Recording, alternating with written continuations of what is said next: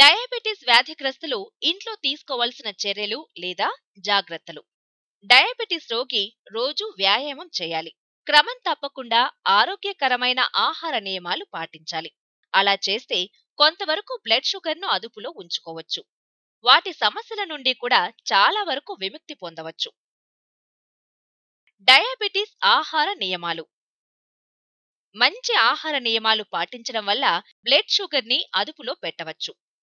వ్యాధిగ్రస్తుడు కనుక అధిక కొవ్వు కలిగిన వ్యక్తి లేదా స్థూలకాయం గలవాడు అయి ఎక్కువగా వారంతట వారు బరువును కోల్పోతుంటే డాక్టర్ను సంప్రదించి సలహా తీసుకోవాలి. డాక్టర్ సలహాలు పాటించిన ఎడల బరువులో మార్పును వారికి అనుగుణంగా క్రమబద్ధీకరించుకోవచ్చు. తక్కువ క్రొవ్వు మరియు ఎక్కువ ఫైబర్ కలిగిన పదార్థాలను తీసుకోవాలి మరియు తక్కువ షుగర్ శాతం కలిగిన ఆహారం తీసుకోవాలి. రోజు ఒకే రకమైన ఆహారం ఒకే సమయాల్లో తీసుకోవడం వల్ల అనగా ఒకే క్యాలరీలు ఉన్న ఆహారం రోజు తీసుకుంటున్నట్లయితే వైద్యులు కరెక్ట్ డోస్ మందులు లేదా ఇన్సులిన్ ఇవ్వగలుగుతారు. మీరు పాటించే ఆహార నియమాల వల్ల బ్లడ్ షుగర్ ను నియంత్రణలో ఉంచగలుగుతారు. ప్రమాదకరమైన సమస్యల నుండి కూడా బయటపడవచ్చు. వ్యాయామాలు. రోజు వ్యాయామం అవసరం. దీనివల్ల డయాబెటిస్ వృద్ధి ఆగిపోతుంది. ఇంకా డయాబెటిస్ వల్ల కలిగే పెద్ద పెద్ద సమస్యలు అయిన గుండె సంబంధిత వ్యాధులు, గుండెపోటు మరియు కిడ్నీ సంబంధిత వ్యాధులు మరియు అంధత్వం నుండి బయటపడవచ్చు. కొద్దిపాటి వ్యాయామం కూడా మన శరీరానికి సహాయపడుతుంది. ఉదాహరణకు రోజు 30 నుండి 40 నిమిషాలు నడవడం కూడా బాగా ఉపయోగపడుతుంది. ఎంత సులభమైనవైనా ఎంతసేపైనా చేయవచ్చు. అసలు చేయకుండా ఉండడం కంటే ఎంతో కొంత చేయడం వలన శరీరానికి మేలు. డయాబెటిస్ వ్యాధిగ్రస్తునికి కనుక కిడ్నీ సమస్యలు లేదా కంటి సమస్యలు లేదా నరాలకు సంబంధించిన సమస్యలు ఉన్నట్లయితే వ్యాయామాల్లో కూడా కొన్ని జాగ్రత్తలు తీసుకోవడం మంచిది. డాక్టర్ను కలిసి వ్యాయామం చేయడం మంచిది. మద్యపాన వినియోగం. వీలైనంత వరకు మద్యపానం వారానికి 7 పెగ్గుల కంటే ఎక్కువ మొత్తం తీసుకోవద్దు. అలాగే రోజు సాయంత్రం సమయంలో 1 లేదా 2 పెగ్గుల కంటే ఎక్కువ మొత్తం తీసుకోవద్దు. పెగ్ పరిమాణం 1.5 ఔన్సులకు సమానంగా ఉండాలి. 6 ఔన్సుల వైన్ కానీ లేదా 12 ఔన్సుల బీర్ కంటే మించకుండా త్రాగితే మంచిది. డయాబెటిస్ 2 రోగికి ఆల్కహాల్ చాలా ప్రమాదంగా మారుతుంది. ఆల్కహాల్ వినియోగం వల్ల నరాల నొప్పులు లేదా షుగర్ లెవెల్స్ ఎక్కువగా లేదా తక్కువగా ప్రభావం చూపుతుంది. పొగ త్రాగడం. డయాబెటిస్ రోగి సిగరెట్ త్రాగడం లేదా ఇతర పొగాకు సంబంధిత పదార్థాలు వినియోగిస్తే వ్యాధి ఉధృతంగా మారుతుంది. దీనివల్ల బ్లడ్ షుగర్ పెరగడం లేదా గుండెపోటు లేదా అవయవాలకు తక్కువగా రక్త ప్రసరణ జరగడం ఉంటుంది. దీనికి సంబంధించిన వివరాలు ఏమైనా డాక్టర్ని సంప్రదించి తెలుసుకోవచ్చు. స్వతహాగా బ్లడ్ షుగర్ పరీక్షించుకోవడం. బ్లడ్ షుగర్ ని రోజు ఆహారానికి ముందు ఇంకా పడుకోవడానికి ముందు పరీక్షించుకొని నోట్ చేసుకోవడం మంచిది. ఇప్పుడు మంచి పరికరాలు వినియోగానికి సులభంగా అందుబాటులో ఉన్నాయి. డాక్టర్ సలహాలకు మీ ప్రయత్నం జత చేయడం వలన మీ లక్ష్యాన్ని సులభంగా చేరవచ్చు. డయాబెటిస్ గురించి ఎప్పటికప్పుడు తెలుసుకోవడం మరియు అన్ని రకాల చికిత్సల గురించి వ్యాధిగ్రస్తులు తెలుసుకోవడం మంచిది. మొట్టమొదటగా రోగి వ్యాధి గురించి డాక్టర్ను కలిసినప్పుడు వారికి ఎక్కువ సమయం కేటాయించబడుతుంది. వారికి అన్ని రకాల వివరాలను చెప్పి వారి జీవన విధానాలను వివరిస్తారు. అది రోజూ పాటించవలసి ఉంటుంది. డయాబెటిస్ కు సంబంధించి వైద్య బృందం ఎలాంటి జాగ్రత్తలు తీసుకోవాలో, పాదాలను ఎలా రక్షించుకోవాలో మరియు కిడ్నీ సమస్యలకు మరియు కీళ్ల సమస్యలకు ఇతర సమస్యలకు పరిష్కారం వివరించి ఎలాంటి ఆహారం తీసుకోవాలో వివరించవలసిన బాధ్యత వాళ్ళకి ఉంటుంది. మనలో వాళ్ళు కూడా భాగస్వాములు అవుతారు. వైద్య బృందం తరచుగా రోగి యొక్క పురోగతిని, వాళ్ళ సమస్యలను, వారి జాగ్రత్తలు ఎలా ఉండాలో వివరిస్తారు. Type 1 diabetes. డయాబెటిస్ చికిత్సలో ఇన్సులిన్ పాత్ర ఎక్కువగా ఉంటుంది. రోజు ఇన్సులిన్ ఇంజెక్షన్ ఇవ్వవలసి ఉంటుంది.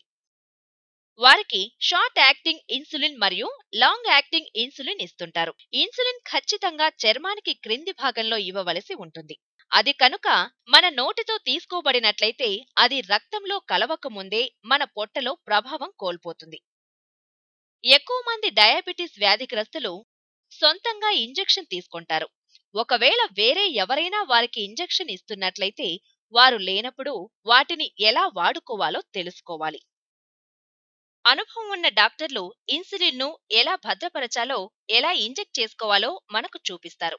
డయాబెటిస్ హెల్త్ కేర్ ప్రొఫెషనల్స్ లేదా డయాబెటిస్ గురించి బాగా తెలిసిన నర్సులు కూడా మనకు వివరణ ఇస్తారు.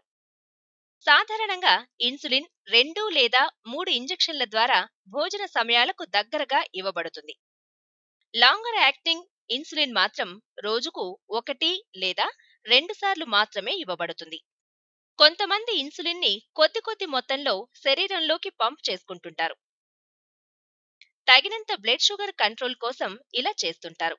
ఇది మాత్రం పూర్తిగా వైద్యుల సలహా మేరకు జరుగుతుంది. ఇన్సులిన్ తీసుకున్న తర్వాత ఆహార నియమాలు పాటించవలసి ఉంటుంది. ఆహారం తీసుకోకుండా ఇన్సులిన్ ని తీసుకున్నట్లయితే అది హైపోగ్లైసిమియాకి దారితీస్తుంది. ఇది ఇన్సులిన్ యొక్క రియాక్షన్. ఖచ్చితమైన బ్లడ్ షుగర్ లెవెల్స్ ను మరియు ఇన్సులిన్ డోసేజ్ ను వ్యాధిగ్రస్తులు రికార్డు చేసుకోవాల్సి ఉంటుంది. ఇది చాలా ముఖ్యమైంది. వ్యాధిగ్రస్తుని బరువును బట్టి వారి బ్లడ్ షుగర్ లెవెల్స్ బట్టి ఆహార నియమాలు పాటించవలసి ఉంటుంది. వ్యాధిగ్రస్తుని బ్లడ్ షుగర్ లెవెల్ ని బట్టి మరియు గ్లైకోసిలేటెడ్ హిమోగ్లోబిన్ HbA1c ని బట్టి వారి జీవన శైలి మరియు ఆహారంలోని జాగ్రత్తలు మరియు మెడిసిన్ ఇవ్వడం జరగాలి. రోగి కనుక అధిక బరువు లేక స్థూలకాయం గలవారైతే వాళ్ళు బరువు తగ్గడం మరియు తరచూ వ్యాయామం చేయడం మంచిది. 3 నుండి 6 నెలల వ్యాయామం తర్వాత మరలా ఒకసారి బ్లడ్ షుగర్ మరియు గ్లైకోసిలేటెడ్ హిమోగ్లోబిన్ పరీక్ష చేయించుకోవలసి ఉంటుంది. అవి అలాగే ఉన్న ఎడల మెడిసిన్ తీసుకోవలసి ఉంటుంది. సాధారణంగా సల్ఫోనైల్ యూరియా లేదా బిగ్వానైట్ తీసుకున్నట్లయితే బ్లడ్ షుగర్ కంట్రోల్ అవడానికి సహాయపడుతుంది. వ్యాధిగ్రస్తుడు మెడిసిన్ వాడుతున్నప్పటికీ ఆహార నియమాలు పాటించాలి మరియు వారు కనుక ఎక్కువ బరువు ఉన్నట్లయితే బరువును తగ్గించుకుని వీలైనంత వరకు వ్యాయామాలు చేయాలి. సాధారణంగా వైద్యులు మొదట రోగి యొక్క పరిస్థితిని మరియు వారు వాడవలసిన మందుల గురించి జాగ్రత్త వహిస్తారు. పెద్దగా సైడ్ ఎఫెక్ట్స్ లేకుండా బ్లడ్ షుగర్ ని కంట్రోల్ చేసుకోవడానికి ఇచ్చే కరెక్ట్ డోసేజ్ మందులను ఉపయోగించాలి. డాక్టర్లు సాధారణంగా బ్లడ్ షుగర్ కంట్రోల్ చేసుకోవడానికి 2 రకాల నివారణ మార్గాలు చెప్తారు. 1. సాధారణంగా డయాబెటిస్ 2 వ్యాధిగ్రస్తులు బ్లడ్ షుగర్ కంట్రోల్ చేసుకోవడానికి ఇన్సులిన్ వాడవలసి ఉంటుంది. 2. డయాబెటిస్ వ్యాధిగ్రస్తులకు సాధారణంగా ఇన్సులిన్ తో పాటు నోటితో వేసుకునే మందులు కూడా తీసుకోవలసి ఉంటుంది. డయాబెటిస్ మందులు. డయాబెటిస్ 2 ఉన్న వ్యాధిగ్రస్తులలో లోయర్ బ్లడ్ షుగర్ లెవెల్స్ ని కంట్రోల్ చేసుకోవడానికి చాలా రకాలైన మందులు ఉన్నాయి. ఒక్కొక్కటి ఒక్కొక్క రకంగా పనిచేస్తుంటుంది. 2 లేక అంతకంటే ఎక్కువ రకాలు కలిపి దుష్ఫలితాలు లేకుండా ఉపయోగించుకోవడం సర్వసాధారణమైన విషయం. Sulfonyl urea, biguanide, alpha glucosidase inhibitors, thiazolidine diones, meglitinides, diphenyl alanine derivatives, amylin synthetic derivatives, incretin mimetics. Insulin. Rapid acting insulin కు ఉదాహరణలు regular insulin, Humulin R Novolin R, insulin lispro, insulin aspart, insulin glulisine, prompt insulin zinc. Intermediate acting insulin కు ఉదాహరణలు isophane insulin, neutral protamine Hagedorn. Insulin zinc.